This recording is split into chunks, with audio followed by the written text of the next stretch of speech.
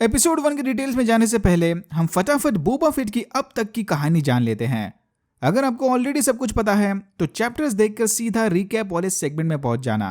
But Boba Fett की brief timeline में जाने से पहले आपको जैंगो फेट के बारे में पता होना चाहिए। गैलेक्टिक रिपब्लिक के टाइम जैंगो फेट एक निहायत ही माहिर बाउंटी हंटर था, दी बेस्ट। जैंगो फेट की पहचान थी उसका आइकॉनिक ब्लू एंड सिल्वर हथियारों से लैस मैंडलोरियन आर्मर। बट जैंगो पैदाइशी मैंडलोरियन नहीं बल्कि एक फाउंडलिंग था। फाउंडलिंग मतलब सिंपल भाषा में गोद लिया हुआ। जैंगो की भी लंबी बैक स्टोरी है जो कि अब thanks to John Favreau canon का हिस्सा बन गई। बट उसके ज्यादा डिटेल्स में जाने की जरूरत नहीं। The best bounty hunter in the galaxy बनने से पहले Jango the Mandalorian civil war में भी लड़ा था, बट फिर आगे चल के ये स्टैंड अलोन बाउंटी हंटर बन गया। तो टेक्निकली जैंगो फेट एक फाउंडलिंग मैंडलोरियन होने के बावजूद भी किसी क्रीड का हिस्सा नहीं था। अब क्योंकि जैंगो एक निहायत ही स्किल्ड योद्धा था, सिथ लॉर्ड काउंट डूकू ने जैंगो का डीएनए यूज करके इसके जैसे दिखने वाले लाखों क्लोन्स बनाए। बोबा फेट भी जैंगो के इन्हीं क्लोन्स में से एक है। जैंगो ने बोबा फेट को ट्रेनिंग प्रोग्राम से निकालकर अपने बेटे की तरह पाला। मतलब उसके अंदर वो ऑर्डर 66 वाली चिप नहीं है, सो हाँ, उसे उसका बेटा कहा जा सकता है। यहीं से क्लोन वॉर्स की शुरुआत हुई थी। बोल सकते हैं कि जैंगो सेपरेटिस्ट स्टेट्स के साथ अलायंस में था, but again bounty hunters good या बैड नहीं होते, वो तो अपने अलग ही ग्रे एरिया में काम करते हैं। जैंगो फेट ने सेनेटर पैडमे अमिदाला को भी मारने की नाकाम कोशिश की थी, जिसके बाद ओबी-वैन इसके पीछे पड़ गया। अगर क्रोनोलॉजी समझें तो technically attack of the clones में ही हमने फर्स्ट टाइम बोबा फेट को देखा था, जब जैंगो और बोबा अपनी आइकॉनिक शिप स्लेव 1 में बैठकर ओबी-वैन से भाग रहे थे। यस, ये वही शिप है जो हमने मैंडलोरियन सीजन 2 एपिसोड 6 में देखी थी। ओबी-वैन उनका पीछा करते हुए प्लैनेट जेनेसिस पहुंचता है, जहां से पता चला कि जैंगो फेट का काउंट डूकू और सेपरेटिस्ट के साथ कोई कनेक्शन है। फिर यहीं पर जेडाइज और सेपरेटिस्ट के बीच चली लड़ाई में Jedi master Mace Windu Jango Fett को बोबा की आंखों के सामने मार देते हैं। लड़ाई खत्म होने के बाद बोबा फेट ने ठान लिया था कि एक दिन वो जरूर अपने पापा की मौत का बदला लेगा। उस हादसे के बाद से ही बोबा फेट सारे जेडाई से नफरत करने लग गया। क्लोन वॉर्स के दौरान इसने कुछ बाउंटी हंटर के साथ मिलकर विंडू को मारने की 2 नाकाम कोशिशें की थी, बट अंत में जेडाइज ने इसे पकड़ लिया। आगे चल के मेस विंडू पल्पतीन एके डार्थ सीडियस के हाथों मारा गया, अलेजिडली। तो समझ लो कि एक हिसाब से उसका बदला पूरा हो गया। Fast forward to the Empire Strikes Back. Boba Fett भी अब जैंगो फेट की तरह ही एक रूथलेस बाउंटी हंटर बन गया। बोबा फेट ने अपने पापा के मैंडलोरियन आर्मर में थोड़े मॉडिफिकेशंस किए और रीपेंट करके उसे नया ग्रीन एंड रेड वाला आइकॉनिक लुक दिया। ओह बाय द वे, स्लेव 1 भी अब इसी के पास है। ये भी इतना पॉपुलर हो गया कि उसे डार्थ वेडर जैसे बिग गन्स अपने पर्सनल काम करवाने हायर करते हैं। लेया और बाकी रिबेल्स को डार्थ वेडर के हवाले करने के बाद बोबा ने हान सोलो को कार्बोनाइट प्रिजन में डालकर जाबा द हट के हवाले कर दिया था। फिर रिटर्न ऑफ द जेडाई के टैटूइन में चले रेस्क्यू मिशन के दौरान हान सोलो ने एक्सीडेंटली बोबा फेट का जेट पैक एक्टिवेट कर दिया था, जिसके बाद बोबा जाकर सीधा सारलैक पिट में गिर गया। तब से लेकर अब तक सबको यही लग रहा था कि बोबा फेट उस सारलैक पिट में गिरकर मारा गया। But the Mandalorian TV show ने यह कंफर्म कर दिया कि बोबा फेट जिंदा है। बोबा फेट किसी तरह सारलैक के पेट से बाहर आ गया और फिर टैटूइन पर अंडरग्राउंड होकर अपनी जिंदगी गुजारने लगा। द मैंडलोरियन सीजन 1 के इवेंट्स के दौरान बोबा फेट की मुलाकात फेनिक शैंड से हुई, जो रेगिस्तान में मरने के लिए छोड़ी गई थी। बोबा फेट ने साइबरनेटिक इम्प्लांट्स की मदद से फेनिक शैंड की जान बचा ली,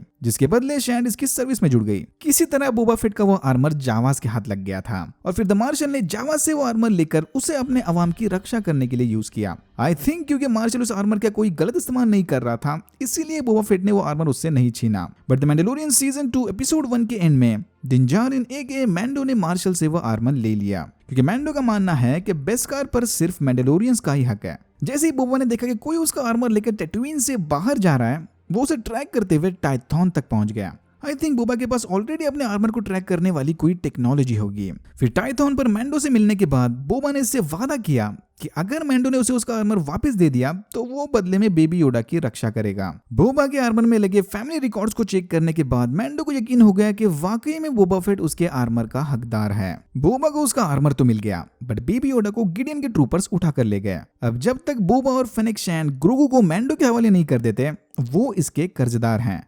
ग्रोगू को छुड़ाने में मैंडो की मदद करने के बाद बोबा और फेनिक टैटूइन चले गए, जहां बोबा ने टैटूइन के करंट क्राइम लॉर्ड बिब फॉर्चूना को मारकर जावा की गद्दी पर कब्जा कर लिया। पहले जावा यहां पर राज करता था, फिर उसकी जगह बिब फॉर्चूना ने ले ली और अभी बोबा और फेनिक शैंड यहां के अंडरवर्ल्ड को संभालेंगे। अब आगे एपिसोड 1 की शुरुआत में हमने देखा कि बोबा जावा के पैलेस के अंदर बैक्टा टैंक एके हीलिंग चेंबर में पड़ा अपने जख्मों का इलाज कर रहा था। इसी हीलिंग प्रोसेस के दौरान बोबा को उसकी पुरानी यादों के फ्लैशबैक्स आने लगे। ऐसे एक फ्लैशबैक सीन में हमें फाइनली इस सवाल का जवाब मिल गया कि आखिर बोबा फेट सार्लैक पिट से जिंदा कैसे बाहर आया। होश आते ही बोबा ने देखा कि वो सार्लैक के पेट में था। सार्लैक्स अपने खाने को बरसों तक हजम करते रहते हैं। बोबा ने फौरन पास पड़े स्टॉर्म ट्रूपर की डेड बॉडी से ऑक्सीजन ट्यूब ले ली और फ्लेम थ्रोअर की मदद से सार्लैक को अंदर से जलाकर बोबा फेट उसकी पिट से बाहर निकला। तो लेजेंड्स में ये कहानी पूरी तरह से अलग थी, बट कैनन में ऑफिशियली बोबा बिना किसी की मदद से अकेला सार्लैक पिट से बाहर निकला। बेस्कर आर्मर ने बोबा की जान तो बचा ली, पर इतने टाइम तक सार्लैक के डाइजेशन सिस्टम में रहने की वजह से बोबा की स्किन झुलस गई थी। पिट से बाहर निकलते ही बोबा बेहोश हो गया। रात में कुछ जावाज ने बोबा की इसी कंडीशन का फायदा उठाकर उसका बेस्कर आर्मर चुरा लिया। तो इस तरह से बोबा फेट का आर्मर मार्शल के हाथ लगा। सुबह होते ही कुछ टस्कन रेडर्स बेहोश पड़े बोबा को होश ले आए और उसे बैंथा के पीछे बांधकर अपना बंदी बनाकर कैंप ले गए। टस्कन रेडर्स ने बोबा को एक रोडियन कैदी के साथ बांध के रखा था। सामने टस्कन्स का पालतू जानवर मैसिफ इन पर नजर रखते हुए सो गया। इसी मौके का फायदा उठाकर बोबा ने खुद को छुड़ा लिया। फिर उस मैसिफ की नींद से जागते ही बोबा ने उसके दांतों से रस्सी काट ली और मैसिफ को बेहोश करके वहां से चला गया। बोबा उस रोडियन कैदी की भी मदद करने वाला था, बट बोबा का साथ देने की बजाय रोडियन ने चिल्लाकर टस्कन रेडर्स को चेतावनी दे दी। टैटूइन के रेगिस्तान में थोड़ा भागा दौड़ी करने के बाद टस्कन रेडर्स ने बोबा को पकड़ लिया, बट उसे मैसिफ के हवाले करने की बजाय उनके लीडर ने बोबा से लड़ने एक फाइटर को भेजा। बोबा फिलहाल बिल्कुल भी लड़ने की हालत में नहीं था। उस टस्कन फाइटर ने बड़ी आसानी से बोबा को हरा दिया। फिर सब ने पीट पीट कर बोबा को बेहोश कर दिया।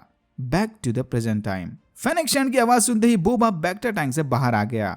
बाहर आते ही बोबा ने फेनेक को बताया कि उसके सपनों वाले विजन सब वापस आ गए। फिर ये दोनों फटाफट तैयार होकर नीचे चले गए, जहां कुछ लोकल्स बोबा का स्वागत करने उसके लिए गिफ्ट्स वगैरह लेकर आए थे। एक्विलिश प्रजाति के गेस्ट से मिलते ही दोनों समझ गए कि इन्हें जल्द से जल्द एक ट्रांसलेटर या C3PO जैसे कोई प्रोटोकॉल ड्रॉइड की जरूरत थी। एक्विलिश के बाद अगला नंबर डॉग स्ट्रासी का था। बोबा किसी जमाने में स्टैंडोशन प्रजाति के मेंबर के अंडर काम करता था। बरसों बाद ये अब उसका बॉस बन गया, बिग बॉस। डॉग की बातों से बोबा को लग रहा था कि वो उसे सटली धमकी दे रहा है। इस ऑलरेडी ऑकवर्ड मीटिंग को और ज्यादा ऑकवर्ड बनाने वहां पर मॉकशेयर्स का मेजर डोमो आ गया। मॉकशेयर्स मॉस एस्पा शहर और आसपास के इलाके का मेयर था। फेनेक शैंड ये देखकर गुस्सा थी कि मेयर साहब खुद आने की बजाय यहाँ बोबा की डिसरिस्पेक्ट करने अपने मेजर डोमो को क्यों भेज दिया। मेजर डोमो ने इस गुस्ताखी की माफी मांगते हुए कहा कि इनके बीच जरूर कोई गलतफहमी हुई है। मेयर ने मेजर डोमो को यहाँ बोबा के लिए कोई गिफ्ट या ट्रिब्यूट देने नहीं भेजा है, बल्कि उसे बोबा से ट्रिब्यूट लेने भेजा है। यानी crime Lord Boba Fett mayor को ट्रिब्यूट देगा। यह सुनते ही फेनेक की सटक गई। वो इस बंदे को वहीं मारने वाली थी, बट बोबा ने उसे रोक लिया कि ये भाई साहब शहर के मेयर के लिए काम करते हैं, फिलहाल इसे जाने दो, बट इस पर कड़ी नजर रखना। जाने से पहले मेजर डोमो ने दोनों को इनडायरेक्ट वार्निंग दी कि मेयर साहब इस बर्ताव का करारा जवाब देंगे। मेजर डोमो के वहां से जाने के बाद बोबा के सामने बिब फोर्टूना के गमोरियन गार्ड्स को पेश किया गया। बिब फोर्टूना से पहले ये गमोरियन गार्ड्स जावा के लिए काम करते थे। 8D ड्रॉइड ने इन्हें बताया कि बिब के मरने के बाद भी इन गार्ड्स ने सरेंडर करने से इनकार किया। ड्रॉइड को लगता है कि इन गार्ड्स को मारकर बोबा फेट को सबको मैसेज भेजना चाहिए कि मॉस एस्पा में अब नया क्राइम लॉर्ड आ गया।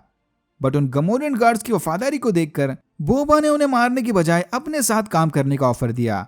गमोरियन गार्ड्स फौरन मान गए। फेनेक शैंड को यह आइडिया बिल्कुल पसंद नहीं था, क्योंकि ऐसा करने से बोबा के अपोनेंट्स उसे कमजोर समझेंगे। फिर ये दोनों उन गमोरियन गार्ड्स के साथ मॉस एस्पा की सैर पर निकल पड़े। फेनेक शैंड को लगता है कि बोबा को भी बाकी क्राइम लॉर्ड्स की तरह लिटर यानी गार्ड्स के कंधों पर बैठकर आना चाहिए था। अगर इस शहर पर राज करना है तो यहाँ के तरीके अपनाने पड़ेंगे। लेकिन बोबा को ये नोबल मैन वाले चोंचले बिल्कुल पसंद नहीं। बोबा और फेनेक यहाँ गार्सा फिप से मिलने आए थे, जो मॉस एस्पा में सैंक्चुरी नाम का कैंटीना चलाती है। गार्सा के कैंटीना में कुछ जाने पहचाने चेहरे म्यूजिक बजा रहे थे। कैंटीना में घुसते ही दो टॉयलेट्स इनके हेलमेट साफ करने ले गए। पहले तो फेनेक ने इनकार कर दिया, बट फिर बोबा ने रिवर्स ऊनो कार्ड खेलते हुए कहा कि अगर इस शहर पर राज करना है तो यहाँ के तरीके अपनाने पड़ेंगे। फिर उन्होंने गार्सा को बताया कि बोबा फेट ने बिब फोर्टूना को मारकर उसकी जगह ले ली, यानी वो अब इस शहर का नया क्राइम लॉर्ड बन गया। गार्सा भी बोबा को ऐसे बिना लीडर के ट्रैवल करता देख थोड़ा हैरान थी, बट उसे बोबा से कोई प्रॉब्लम नहीं। गार्सा ने बोबा को दिलासा देते हुए कहा कि ये सैंक्चुरी अब पूरी तरह से बोबा के अंडर चलेगी। इन्हें चिंता करने की कोई जरूरत नहीं है। जाने से पहले गार्सा ने दोनों के हेलमेट्स को क्रेडिट से भर दिया, एक तरह का ट्रिब्यूट या गिफ्ट। जावा के क्राइम नेटवर्क में ऐसे ढेर सारे बिजनेसेस थे। फेनेक को लगता है कि बूबा को हर बंदे से ऐसे पर्सनली जाकर नहीं मिलना चाहिए। हो सकता है कि ऐसा करने से लोगों के दिल में बूबा का डर खत्म हो जाए। फेनेक खुद अकेली जाकर सब तक मैसेज पहुंचाएगी कि बूबा ने जावा की गद्दी पर कब्जा कर लिया। बट नहीं, बूबा को डर से नहीं रिस्पेक्ट से राज करना था। तभी इनके ऊपर कुछ सोल्जर्स ने हमला कर दिया। एनर्जी शील्ड्स लिए इन सोल्जर्स ने बूबा और फेनेक को चारों तरफ से घेर लिया और स्टन बैटन से उन्हें लगातार शॉक देने लगे। धीरे धीरे वो सोल्जर्स इन दोनों पर भारी पड़ने लगे, पर फिर गमोरियन गार्ड्स ने उन्हें बचा लिया। अपने साथियों को बुरी तरह से हारता देख 6 में से 2 सोल्जर्स वहां से भाग निकले। बूबा ने फेनेक को बताया कि एटलीस्ट एक को तो जिंदा पकड़ना। फेनेक ने मॉस एस्पा की छत पर पार्कोर खेलते हुए एक सोल्जर को जिंदा पकड़ लिया। दूसरी तरफ बुरी तरह से जख्मी बूबा ने गमोरियन गार्ड्स को ऑर्डर दिया कि वह उसे जल्द से जल्द बैक्टर टैंक ले जाएं। बैक्टर टैंक के अंदर जाते ही बूबा को फिर से फ्लैशबैक्स आने लगे। बोबा फेट की टस्कन रेडर्स के साथ वाली बैक स्टोरी। भागने की नाकाम कोशिश के बाद बोबा फेट फिर से टस्कन रेडर्स का बंदी बन गया। एक यंगलिंग टस्कन बोबा और रोडियन को अपने साथ ले गया ताकि वो रेगिस्तान में खोद कर पानी निकाल सके। इसी वाटर हंटिंग मिशन के दौरान इन्होंने देखा कि कोई अननोन गैंग फार्मर्स से उनका पानी चुरा रही थी। पानी लेकर जाने के बाद गैंग मेंबर्स ने उनके घर पर यह अजीब सा निशान बनाया। उस वक्त ये गैंग जावा के लिए काम करती थी। जावा के कहने पर ये यहाँ मॉइस्चर फार्मर या वेपर फार्मर से जबरदस्ती पानी वसूलने आए थे। ल्यूक स्काईवॉकर के अंकल ओवेन भी एक मॉइस्चर फार्मर ही थे, इसीलिए इस फार्मर का घर भी ओवेन के घर से मिलता जुलता है। एनीवेज, गैंग के वहां से जाते ही बोबा और रोडियन फिर से खुदाई के काम में जुट गए। पानी की तलाश में रोडियन ने एक 6 लिम्स वाले रेप्टाइल मॉन्स्टर को जगा दिया। उस मॉन्स्टर ने रोडियन को मार दिया और फिर बोबा और यंगलिंग के पीछे पड़ गया। बोबा उस यंगलिंग की जान बचाने मॉन्स्टर के पीठ पर चढ़ गया और जंजीरों से गला दबाकर उसे मार दिया। बोबा और यंगलिंग उस मॉन्स्टर का सर लेकर कैंप वापस आ गए। वो यंगलिंग सबको उस मॉन्स्टर के साथ वाली लड़ाई की कहानियां सुना रहा था। इशारों से लग रहा था कि मॉन्स्टर को मारने का सारा क्रेडिट वो यंगलिंग खुद अकेला ही ले रहा था।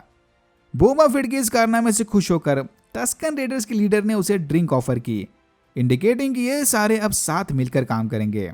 और यहाँ होता है एपिसोड 1 खत्म। अगर आपको वीडियो अच्छा लगा तो please like, share and subscribe for more videos like this. मैंने ऐसे और भी वीडियोस बनाए जिनके लिंक्स आपको डिस्क्रिप्शन बॉक्स में मिल जाएंगे। Thank you very much for watching and I am hoping to see you in my next one.